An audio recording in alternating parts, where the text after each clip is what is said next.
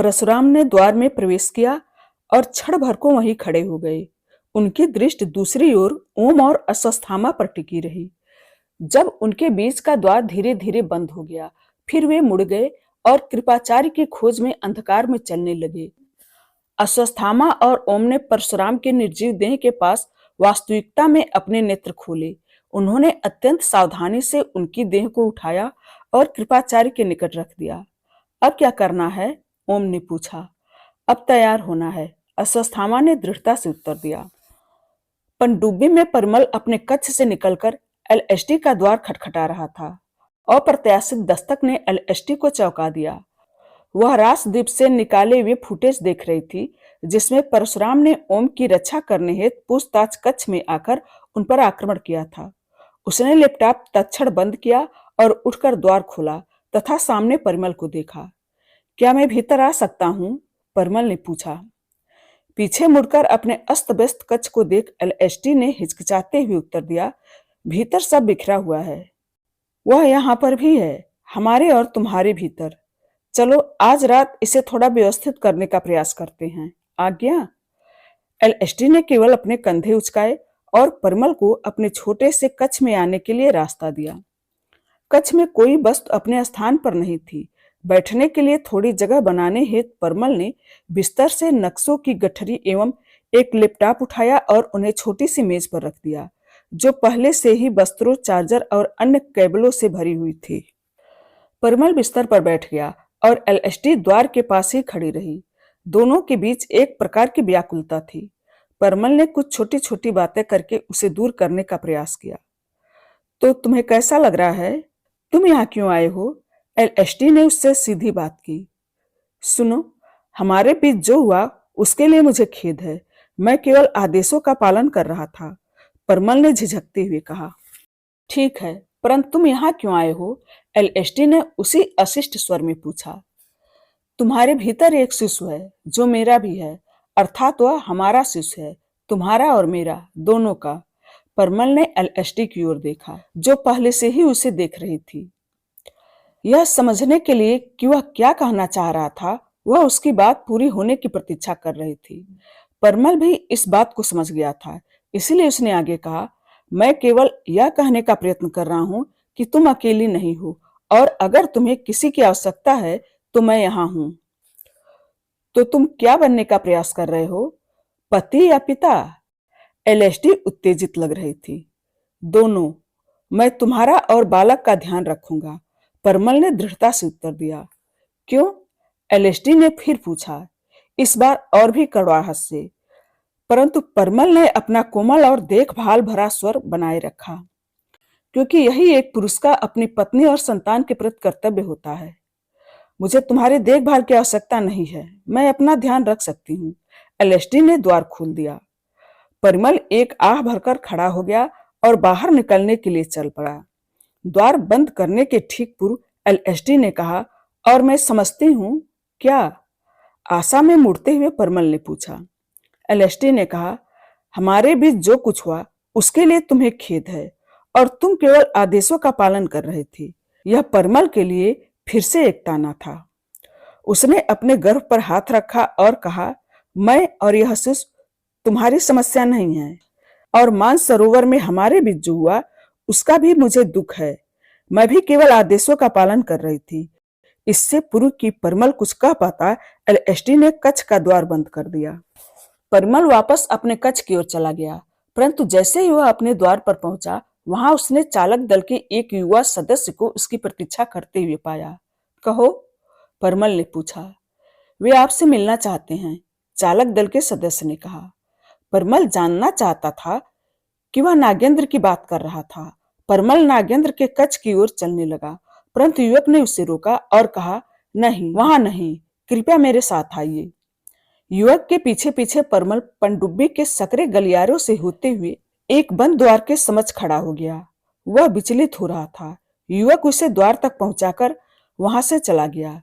यह नागेंद्र का कक्ष नहीं था, यह परिमल जानता था।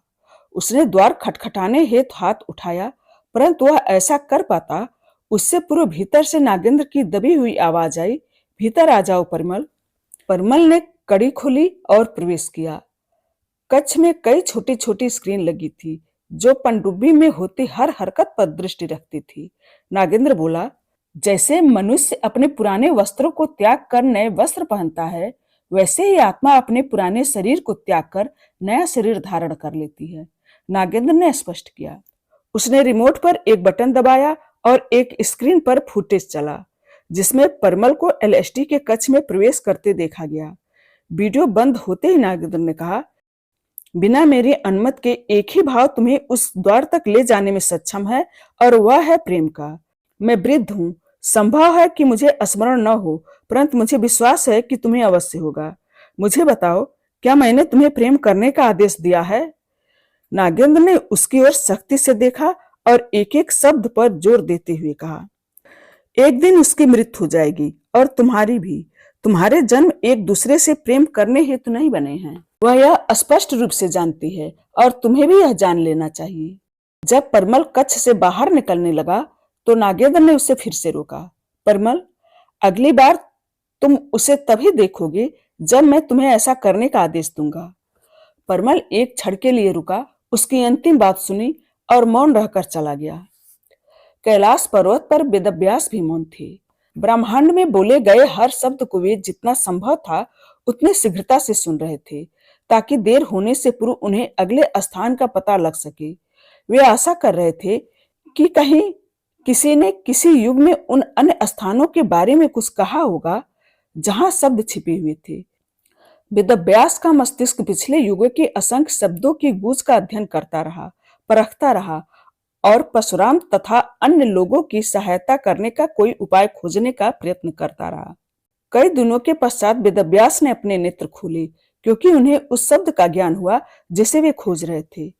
सकल जी, वे चिल्ला उठे। वेदव्यास का स्वर सुनकर एक साधु दौड़ता हुआ उनके पास आया।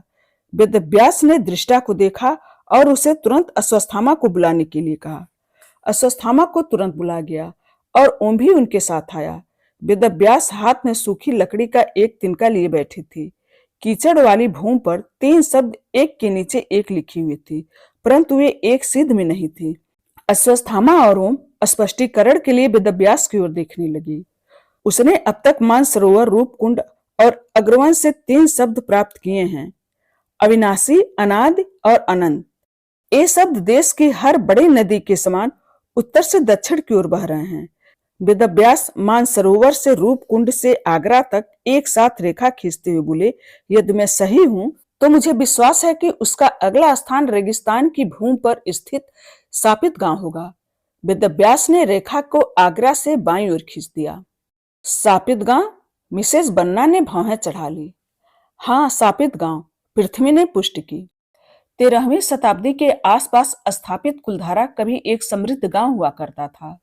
कई शिलालेखों में निवासियों की जात का कुलधर या कलधर के रूप में उल्लेख किया गया है, जिस कारण गांव का नाम कुलधारा पड़ा।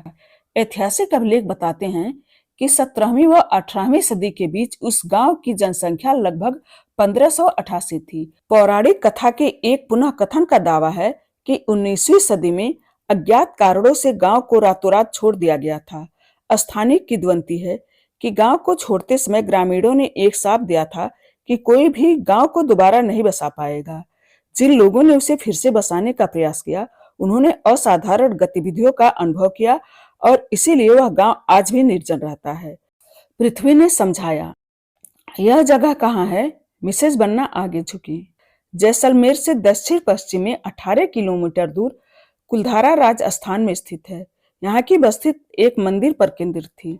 गांव के खंडहरों में 410 इमारतें और 3 श्मशान घाट स्थित है, जिनमें कई स्मारक पत्थर है। राजस्थान पर्यटन द्वारा इसे एक पर्यटन स्थल घोषित किया गया था और आज तक सूर्यास्त के पश्चात किसी को भी गांव में रहने की अनुमति नहीं है। जिन लोगों ने गांव में वहां रहने का प्रयत्न किया है, उन्हें विचित्र से असामान्य घटनाओं ने खदेड़ दिया। पृथ्वी ने निष्कर्ष निकाला। अश्वत्थामा अब जानता था कि उन्हें किस रास्ते पर जाना था, और नागेंद्र भी, परंतु परशुराम ओम के अतीत में कृपाचार्य को ढूंढते हुए खो गए थे। वे उसी रास्ते पर थे और उन्हीं घटनाओं के साक्षी बने जो कृपाचार्य ने अश्वत्थामा और ओम के साथ देखी थी। फिर भी उन्हें कृपाचार्य का कोई संकेत नहीं मिल रहा था, अतः परशुराम दृढ़ता से आगे बढ़ते रहे। वे जानते थे कि वहां समय व्यर्थ हो रहा था, परंतु ऐसा कुछ भी नहीं था जिससे वे इस प्रक्रिया को तेज कर सकें। उन्होंने अंधेरे में दौड़ने का प्रयास किया, अपनी शक्तियों का प्रयोग करते हुए कृपाचार्य को पुकारा, परंतु सब व्यर्थ। दिन भर भटकने के पश्चात तेज वर्षा होने लगी। सभी ग्रामीण आश्रय लेने भागे और वर्षा के रुकने की प्रतीक्षा करने लगे। सभी स्थानीय सरोवरों के साथ साथ भूमिगत भंडारण टैंक और कुएं ताजा जल से लबालब हो गए थे, परंतु निर्मम वर्षा रुकने का नाम ही नहीं ले रही थी। हर क्षण जल का स्तर बढ़ता गया, जिससे ग्रामीण असहाय हो गए।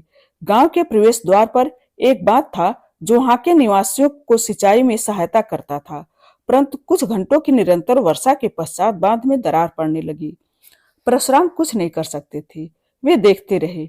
जब कुछ ग्रामीण भय से सिसक रहे थे और कुछ प्रार्थना कर रहे थे।